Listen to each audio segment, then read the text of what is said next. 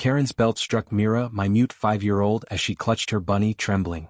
"Your kid's signs are trash," the HOA bully screamed. My fists shook, but I'm a prosecutor. Her cruelty woke a fire in me. Myra's silent sobs will be avenged.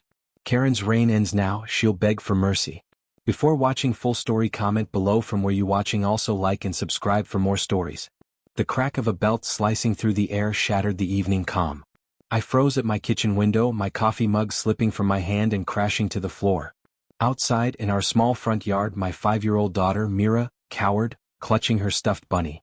Her mute voice couldn't cry out, but her wide, terrified eyes screamed for help. Karen, the HOA president, towered over her, face twisted with rage. The leather belt in her hand gleamed under the streetlight as she swung it down on Myra's tiny arm. A faint whimper escaped my daughter's lips, the only sound she could make. "Stop that hand-flapping nonsense," Karen barked, her voice venomous. "You're ruining this neighborhood." I bolted outside, my heart pounding like a drum. "Karen, get away from her," I shouted, sprinting across the lawn. Mira ran to me, her small body trembling as she buried her face in my shirt. Her bunny fell to the grass, forgotten. Karen turned, her eyes cold as ice. "This kid's a problem," she sneered. "Her weird signs scare my dog and her toys clutter the yard. Someone's gotta teach her manners. She's 5. I yelled, holding Mira tighter. "You're hitting a child." Karen smirked, twirling the belt. "I'm keeping this place perfect. You should be grateful." My blood boiled, but I didn't lunge at her. I'm a federal prosecutor. I've spent years locking up criminals, people like Karen. Reacting with fists would only give her power. Instead, I scooped up Myra's bunny and carried her inside. Her silent tears soaked my chest, each one a dagger to my heart. That night, as I tucked her into bed, her small hand signed, "Why does she hate me?" I swallowed hard, signing back, "She doesn't know how special you are. I'll make this right, Mira. I promise." Sleep didn't come. Karen's cruelty replayed in my mind like a nightmare. We'd moved to this quiet neighborhood 2 years ago, after my wife died in a car accident. Mira, born mute, was my world, bright, curious, and kind despite her silence.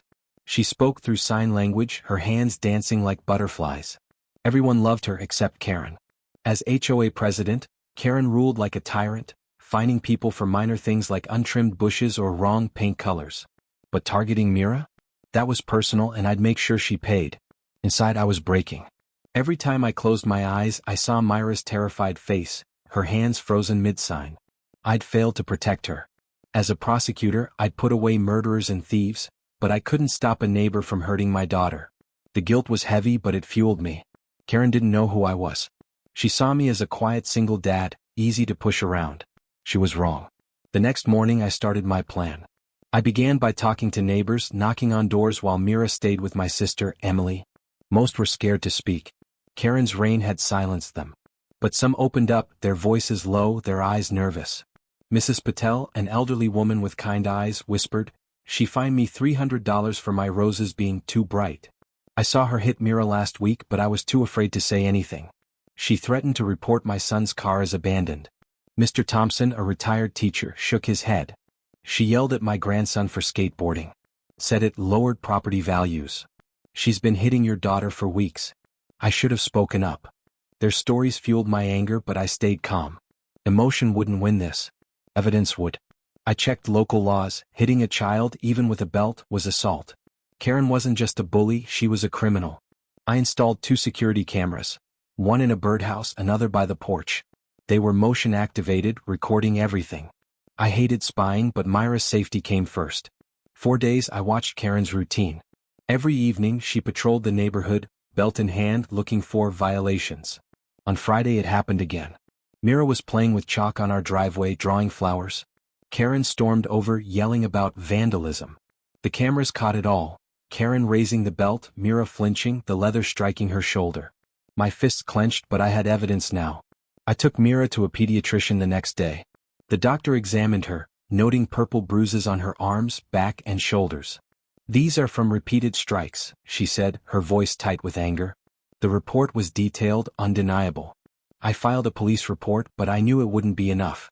Karen had bragged about her brother, a local cop. I needed to outsmart her.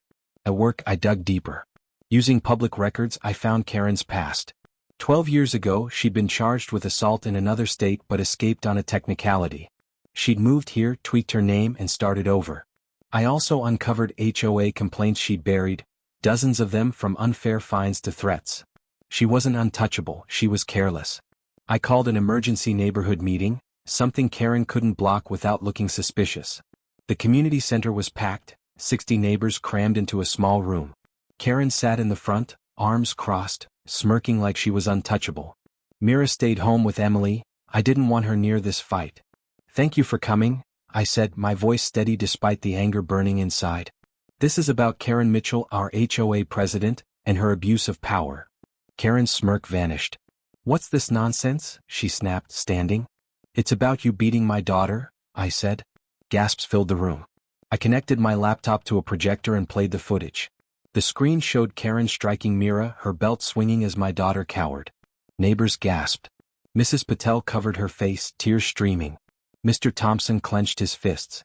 "This is Mira," I said, my voice shaking but clear. "She's 5. She's mute. She's never hurt anyone. And you, Karen, have been abusing her for weeks." Karen's face turned red. "That's fake. You edited it." I held up the doctor's report. "This says otherwise. So do these." I passed out copies of the buried HOA complaints. Neighbors whispered, their shock turning to fury. "You fine me $500 for my fence being too tall, by an inch," a young mother shouted. "You threatened to sue me over my Christmas lights," another neighbor yelled. Karen's eyes darted around, searching for allies. She found none. I stepped closer. "I'm a federal prosecutor, Karen. I know the law. You've committed assault, child abuse, and violated HOA bylaws. You're finished." She laughed, but it was shaky. "You can't touch me. My brother's a cop." "Not anymore," I said. I checked. Her brother was suspended for corruption. Her shield was gone. I turned to the crowd. "The HOA bylaws allow us to remove her with a 2/3 vote. Who's with me?" Hands shot up. Mrs. Patel stood, her voice trembling. "For Mira." "For Mira," Mr. Thompson echoed. The vote was unanimous. Karen screamed, throwing her clipboard, but 3 neighbors escorted her out. The room cheered, but I wasn't done. I wanted justice not just for Mira but for everyone Karen had bullied. Over the next week I built a case. I sent the footage, doctor's report, and neighbor testimonies to the state HOA oversight board. I also forwarded the assault evidence to my colleagues at the federal level. Child abuse was a serious charge and Karen's history made it worse. I dug deeper, finding bank records showing she'd pocketed thousands in HOA fines for personal use, embezzlement, another crime. Myra's pain lingered. She stopped playing outside, too scared to leave the house. At night, she'd wake up signing frantically, "Is she coming back?" Her nightmares broke me. I'd hold her, promising she was safe, but her fear was a weight I couldn't lift alone. I took her to a child therapist, Ms. Carter, who specialized in trauma. Ms. Carter taught Mira coping techniques like drawing her feelings. Slowly, Myra's sketches shifted from dark scribbles to colorful flowers, but her spark was still dim. I swore I'd bring it back. The neighborhood rallied in ways I hadn't expected. Mrs. Patel baked cookies for Mira, leaving them on our porch with a note, "You're stronger than you know." Mr. Thompson organized a chalk drawing party for the kids, turning our street into a rainbow of colors. Mira joined, hesitant at first, then smiled, signing pretty as she drew a butterfly. Other neighbors stepped up too. A young couple, the Garcias, brought Mira a new sketchbook. "We saw what happened," Mrs. Garcia said. "We're with you." But the guilt gnawed at me.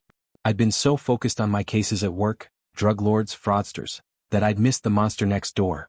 Myra's bruises were my failure. Late at night, I'd sit in my office, staring at her drawings, promising myself I'd never let her down again. I poured that guilt into the case, working late to ensure every detail was perfect. Karen wouldn't slip through this time. Karen's arrest came 10 days later. Police cars rolled into her driveway, lights flashing. Neighbors watched from their porches as she was cuffed, screaming about her rights. The charges were heavy: assault, battery, child endangerment, and embezzlement. Her HOA schemes unraveled, revealing she'd extorted over $20,000 from residents. The news spread, and more neighbors came forward with stories: fines for noisy wind chimes, threats over kids' toys. Karen's empire of fear was collapsing. The trial was swift but emotional. I testified, showing the footage and doctor's report. Mira didn't have to appear. her silence spoke through the evidence. Neighbors testified too, their voices strong. Mrs. Patel recounted Karen's threats against her family. Mr. Thompson described how she'd bullied his grandson. The prosecutor, a colleague of mine, laid out the embezzlement evidence. Bank statements showing Karen's lavish vacations funded by HOA money. The judge, a stern woman with no patience for bullies, sentenced Karen to 5 years in prison and ordered her to pay restitution, including Myra's therapy costs. As Karen was led away in handcuffs, she glared at me, her eyes full of hate. I stared back, unflinching. She'd hurt my daughter and now she'd pay. Myra's healing took time. Ms. Carter worked with her weekly, using art and sign language to rebuild her confidence. One day Myra drew a picture of our house, with her and me holding hands under a bright sun. Safe, she signed, her eyes bright. It was the first time I cried since the ordeal began. I framed the drawing, hanging it in our living room as a reminder of her strength. The neighborhood transformed. We elected Mrs. Patel as HOA president. She was kind, fair, and loved by all. Fines stopped and rules relaxed. Kids played freely, their laughter echoing through the streets. Mr. Thompson started a weekly story time at the community center, where Myra sat in the front, signing along to the tales. The Garcias hosted barbecues, inviting everyone. Our street felt alive again like a family. One evening, 2 months later, we held a neighborhood picnic. Tables lined the street, covered with food, flowers, and Myra's drawings displayed proudly. She ran around with other kids, signing and laughing silently. Mrs. Patel hugged me, tears in her eyes. "You saved us all," she said. "No," I said, watching Myra draw a heart in the air. She did. That night, on our porch, Myra signed, "Is she really gone?" "Yes," I signed, pulling her close. "You're safe forever." She hugged me, her bunny tucked under her arm. The sky glowed orange, peaceful. Myra signed, "I love you, Daddy." "I love you too," I signed, my heart full. Justice wasn't just a word, it was real. Myra was free, Karen was gone, and our neighborhood was home again. But the real victory was Myra's smile, bright and fearless, lighting up the world in her silent way.